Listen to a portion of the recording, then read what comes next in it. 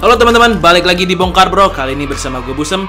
Hari ini gue punya satu produk spesial nih, khususnya buat teman-teman yang pakai Apple device. Ada AirPod Max Super Copy sayangnya. Ini kiriman dari Infinite Pod Max yang dibanderol dengan harga 2 juta rupiah kurang 1000, jadi 1999, yang mungkin beberapa orang yang nonton di video ini termasuk gue ya, waktu awal nerima barang kayaknya gue mending beli produk original dari brand yang memang sudah terpercaya daripada beli sebuah produk knock off. Tapi apakah memang begitu? Nah, sekedar informasi juga nih, gue pribadi sebetulnya belum pernah nyobain langsung ya produk AirPod Max yang original, karena kemarin tuh sempet nyoba cari pinjaman dari temen, gak ada yang punya. Terus gue sampai bela-belain ke iBox sama nyobain telepon ke distributor untuk yang Apple di Indonesia. Memang untuk barangnya di Bandung tuh belum masuk. Maksudnya belum masuk tuh sebenarnya udah dijual tapi nggak ada barang demo, jadi gue nggak bisa nyobain doang kan ya, mana ada duit ya 7 juta, 9 juta buat beli AirPod Max original. Oke, kita mulai dulu deh dari unboxing si produknya. Nah, sekilas nih ya, dari segi packaging boxnya sendiri, si Infinite Pod Max ini dikemas dengan sangat baik yang cukup mendekati dengan gaya produknya Apple AirPods yang original. Meskipun bukan AirPod Max ya, karena gue juga belum pernah pegang barangnya. Cuma kerasanya ini agak sedikit beda tuh di bagian warna si produknya, kayak lebih faded gitu loh. Nah, untuk kelengkapannya sendiri, ini di dalamnya kalian akan ngedapetin satu unit AirPod Max clone-nya atau si Infinite Pod Max. Itu udah include juga nih sama satu buah smart case yang ya kalian tahu sendiri lah. Ini mungkin banyak yang bilang mirip seperti bentuknya alat penopang dada wanita. Terus ini juga udah ada 2 buah earpads protectornya. Nggak ketinggalan ada juga satu bundle user documentation-nya yang lagi-lagi dibikin mirip dengan produk original Apple. Terus dapat juga kabel charging dari Lightning ke USB-A. Udah deh, itu doang kalau di boxnya. Tapi kalau kalian beli sih, setahu gue ini dapat juga bonus Smart Band M6 gitu yang harganya sekitar 150 ribuan. Kita masuk ke desain dan build quality-nya dulu deh. Jujur nih, sebetulnya gue agak skeptis sih waktu nerima ini barang ya. Karena namanya cloningan dari AirPods itu, setahu gue nih ya, AirPods Pro aja butuh waktu 1,5 sampai hampir 2 tahun tuh untuk mencapai versi finalnya yang paling mendekati dengan yang original. Nah, sementara kalau untuk Infinite Pod Max ini kan kurang lebih sekitar 8-9 bulan kali ya dari awal si AirPod Max-nya rilis. Tapi setelah gua memang pegang ini barangnya, si Infinite Pod Max ini literally sesuai dengan harganya sih, as in dari segi build quality-nya dan materialnya dia kerasa solid banget. Kemudian dari desainnya juga kalau gue perhatikan dari video-video yang gue tonton tentang AirPod Max ya, si Infinite Pod Max ini memang mirip banget ya, terutama bagian headband-nya. Ini kanopinya kelihatan banget dengan desain si AirPod Max. Terus untuk silikon rubber yang ngebungkus si bagian stainless steel frame-nya juga ini mirip-mirip materialnya dengan strapnya Apple Watch. Cuma mungkin kelihatan agak bedanya tuh di bagian mesh di headband-nya ini. Nah, untuk bagian fork atau adjustment-nya juga ini mirip ya, menggunakan sistem teleskopik yang dari stainless steel juga. Dan sedikit ada suara gesekan, tapi itu menurut gue sangat wajar. Dan ini membutuhkan cukup tenaga untuk mengadjust si bagian forknya ini. Terus di bagian earpads-nya juga nih gue lihat cukup mirip ya dibandingkan dengan yang AirPods Max original kalau dari video. Ini tuh udah ada indikator left dan right-nya yang dibordir di bagian dalamnya. Dan dengan material breathable mesh-nya tuh dia juga menggunakan sistem magnetik ke bagian si ear cup-nya. Cuma kalau gue perhatikan bagian interiornya meskipun mirip nih ya, tapi bagian sekrup-sekrupnya tuh kayak agak gampang loose dan copot gitu. Sementara untuk bagian ear cups-nya sendiri nih, bagian luarnya dari segi warna kalau gue perhatikan ini mirip juga ya dengan yang 1:1 kalau gue lihat dari video. Tapi kalau dari segi materialnya nih ya, ini tuh dibilangnya dari aluminium gitu sama dengan yang originalnya.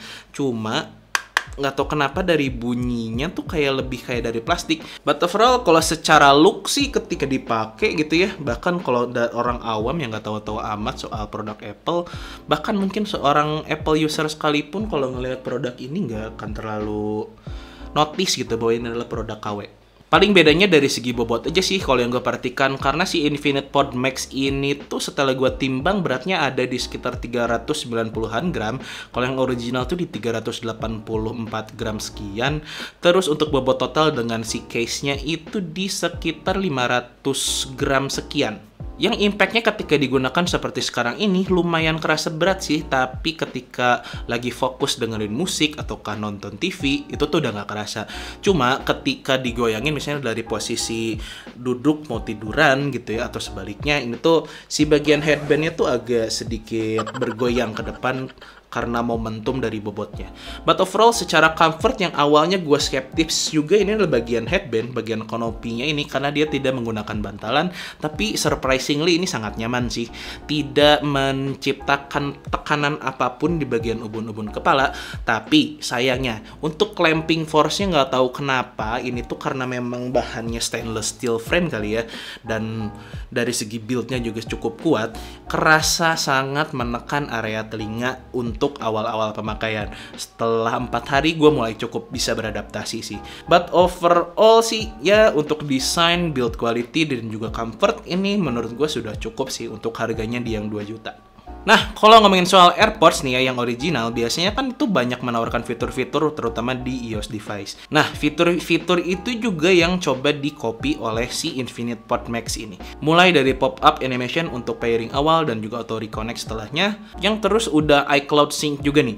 Cuma bedanya untuk iCloud Sync di Infinite Pod Max ini masih tetap harus di-pairing ulang secara manual di device yang lain. Tapi bagusnya kalau mau coba di-pairing ke Android, ini juga gue udah coba dan itu tuh lancar-lancar aja. Sementara untuk menu Bluetooth-nya ini surprisingly tembus semua sih. Udah mirip kayak AirPods Pro versi final gitu. Mulai dari fitur untuk rename-nya, terus untuk noise control setting-nya, terus juga untuk digital crown setting juga nih. Bisa dipilih apakah mau diputar ke depan ataukah mau diputar ke belakang. Kemudian untuk head detection setting-nya, bahkan sampai ke bagian headphone indikator dan juga di control panel sekalipun, itu tuh tembus semua ya di Infinite Pod Max ini.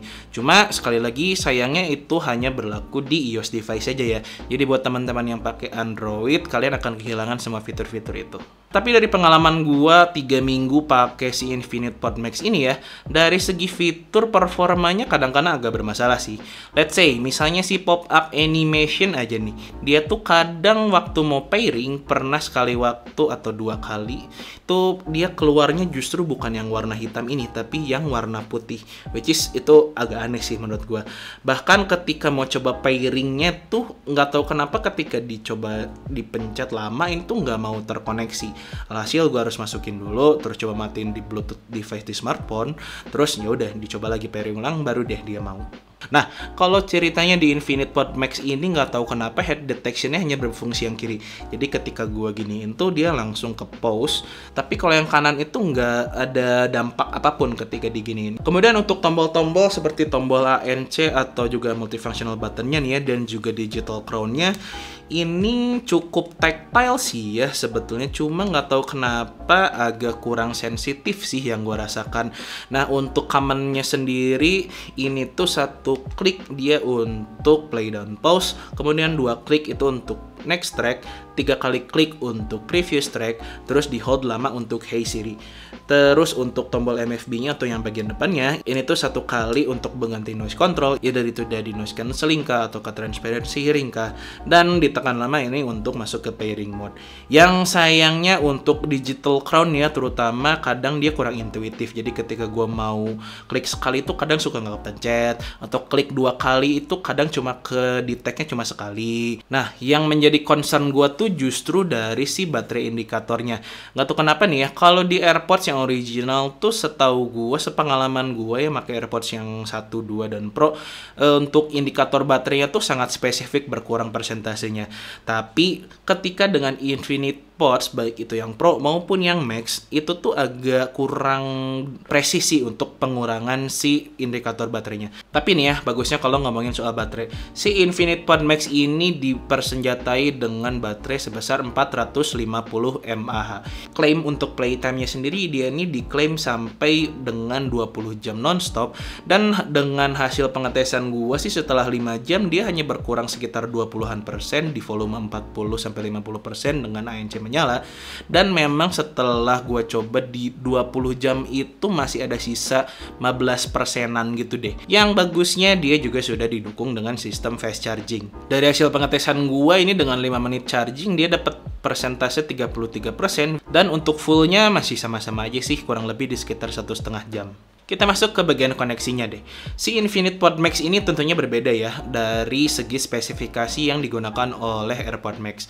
Kalau Infinite Pod Max ini dia menggunakan Bluetooth 5.0 dengan chipset Bluetooth. Dari segi jarak dia sampai di 10-12 meter dalam kondisi no obstacle. Koneksi juga cukup lancar. Cuma lucunya waktu itu gue pernah lagi WhatsApp call menggunakan si Infinite Pod Max ini, terus langsung balik ke menu musik. Gak tahu kenapa si suaranya tuh jadi kayak lebih dominan di kanan, jadi kayak kurang balance gitu. Yang akhirnya setelah gue unpairing terus coba pairing lagi, ini tuh baru normal lagi. Selain itu juga pernah sekali waktu earcups bagian kanan dan kiri tuh audionya nggak nge-sync satu sama lain. Tapi balik lagi setelah di disconnect kemudian di reconnect lagi, itu tuh normal. Tapi itu dari segi 3 minggu pemakaian sih paling let's say misalnya 3 minggu itu 100%. Nah si masalah-masalah itu yang gue alami paling hanya sekitar 5%-an, which is yang gak terlalu sering juga gitu, hanya sesekali banget. Dari segi latency yang gue rasakan sih dia agak labil ya. Maksudnya ketika dalam kondisi wifi yang kenceng dia juga ikutan lebih tipis si delaynya. Tapi kalau lagi dalam kondisi internet yang agak lemot, nggak tahu kenapa delaynya juga agak lebih lama untuk sinkronisasinya. Yang menyebabkan itu jadi kurang nyaman ketika digunakan untuk nonton video, bahkan juga untuk gaming. Tapi biar nggak penasaran, kita lihat aja deh latency testnya.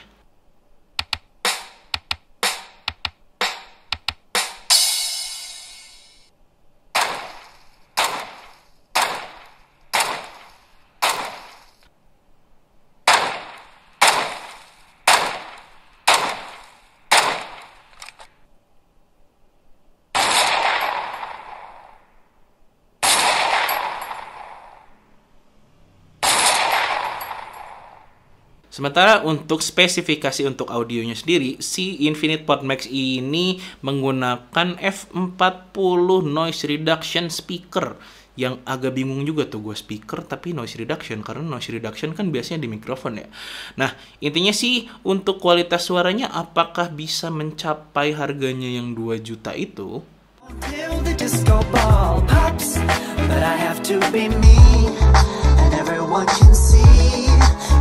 Is misplaced and I'm gonna tell ya, don't hate me cause I get attention, don't turn me into what I'm not.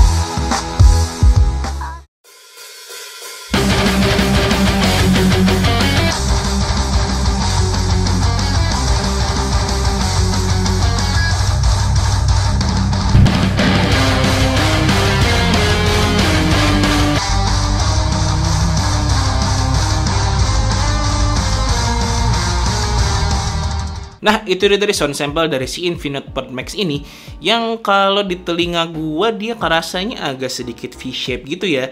Dan untuk moodnya juga dia kerasa lebih warm. Cuma nggak tahu kenapa dia kerasa cukup melelahkan. Maksudnya ketika dipakai tuh kadang bikin capek. Bukan dari bobotnya ya, tapi justru dari segi low frekuensinya. Gua bilang si low frekuensinya ini atau bassnya ini dia sebenarnya punchy dan sangat powerful dan juga tebel gitu ya. Tapi terlalu bumi untuk selera gue. Jadi mungkin itu yang bikin gue agak gampang capek ketika mendengarkan musik di Infinite Pod Max ini. Meskipun untuk segi detail di bassnya ini udah cukup ya, tapi sayangnya karakter bassnya tuh agak lebih basah dan kurang natural. Jadi maksudnya ketika mendengarkan lagu yang banyak drumnya, itu tuh kayak bukan dari instrumen drum, tapi lebih kayak jadi elektronik gitu. Jadi kurang natural aja gitu untuk bassnya. Itu yang menurut gue agak kurang gue suka sih. Untungnya untuk bagian mid dan juga treble-nya ini gue bisa bilang bagus sih, top notch. Dalam artian untuk vokalnya dia kerasa clear, detail, dan juga natural, baik itu cowok maupun cewek, dengan separasi yang baik terhadap instrumennya. Kemudian untuk treble juga dia kerasa extend dan ngecering, plus dia juga dapat shimmer dan juga sparklingnya. Meskipun tadi dia dari segi bassnya bumi, karena separasi instrumen yang baik dari si Infinite Pod Max ini dia nggak terlalu overlapping sih. Jadi masih kerasa detail-detail dan mikro detail di bagian treble dan juga vokalnya.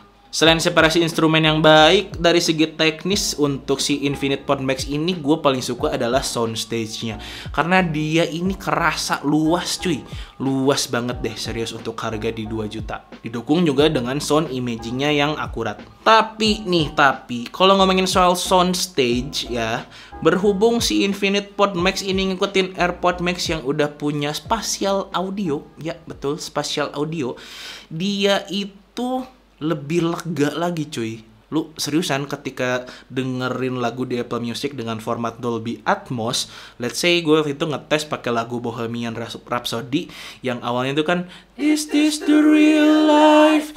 This is just fantasy gitu kan intronya.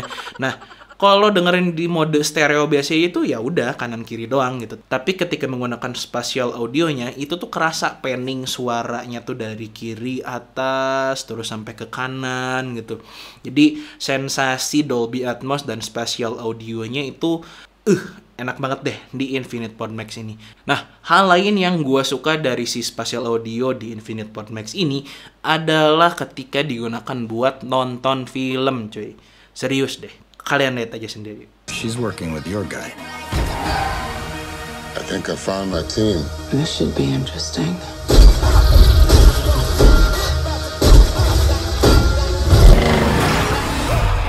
You want to play like that?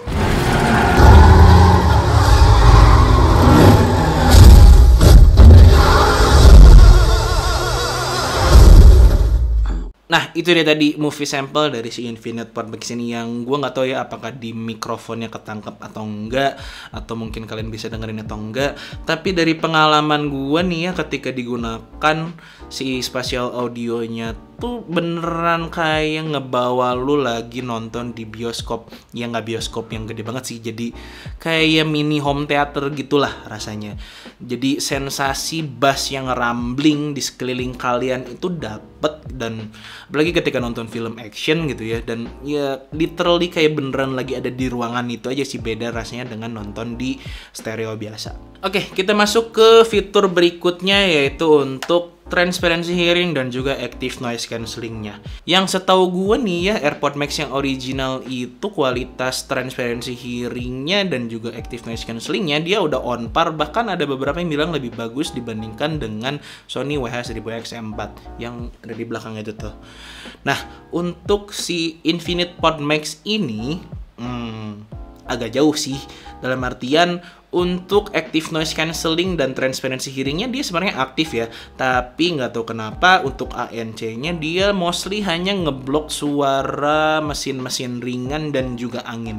Jadi ketika digunakan di ruangan AC dan juga banyak kipas angin dan juga mungkin area kulkas, itu tuh keblok semua oleh si Infinite Pod Max ini. Tapi ketika ada orang ngomong aja lewat itu beneran kayak nggak difilter, kayak nggak diblok sama dia tuh. Jadi ya udah loss aja lewat gitu. Apalagi ketika digunakan di area traffic yang ramai, ya kendaraan-kendaraan juga bakal tembus, terutama knalpotnya. Tapi untuk transparency hearingnya gue bisa bilang jauh sih, bahkan mirip-mirip dengan kualitas yang di bawah 1 juta gitu sih untuk kualitas transparency hearingnya. Jadi masih kerasa madi dan juga kurang natural untuk si transparency hearingnya. But overall gue masih cukup rekomen sih. Tapi untuk kualitas mikrofonnya sendiri ketika digunakan untuk teleponan, nggak tahu kenapa kata Bro Dani ini kerasanya agak sedikit jauh dan mendem, bahkan agak sedikit kerasa-kerasa gitu. Biar nggak penasaran, kita dengerin aja deh mikrofon sampel dan juga ANC testnya. Cek 1 2 3. Ini adalah hasil rekaman suara dari Infinite Pod Max dalam kondisi ini. Sekarang kita coba dalam kondisi ramai. Cek 1 2 3. Ini adalah hasil rekaman suara dari mikrofon Infinite Pod Max dalam kondisi ramai. Kira-kira gimana nih menurut teman-teman? Apakah suara gua cukup jelas atau mungkin justru tenggelam dengan adanya background noise ini? Cek cek 1 2 3. Ini adalah hasil rekaman suara dari Infinite Pod Max dalam kondisi RAM. Normal mod.